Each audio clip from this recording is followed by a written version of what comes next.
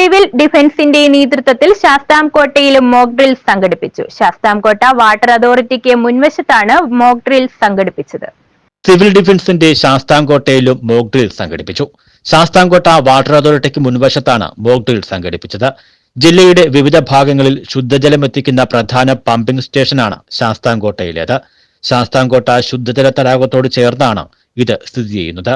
യുദ്ധ സാഹചര്യത്തിൽ അടിയന്തരമായി ജനങ്ങൾ മനസ്സിലാക്കേണ്ടുന്നതും ഉദ്യോഗ തലങ്ങളിലെ വിവിധ വിഭാഗങ്ങൾ സ്വീകരിക്കേണ്ടുന്ന മുൻകരുതലുകളും ഉൾപ്പെടുത്തിയാണ് മോക്ക് ഡ്രിൽ സംഘടിപ്പിച്ചത്.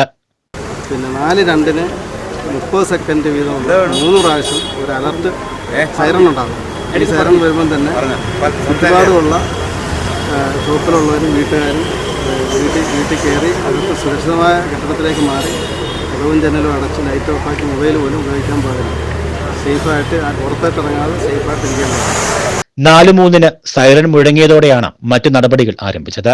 പോലീസ്, ഫയർഫോഴ്സ്, മെഡിക്കൽ ടീം, വിവിധ ഔദ്യോഗിക വിഭാഗങ്ങൾ, ജനപ്രതിനിധികൾ, പൊതുജനങ്ങൾ എന്നിവർ ഉൾപ്പെട്ടാണ് മോക്ക് ഡ്രിൽ നടത്തിയത്. News bureau, Sasthamkotta.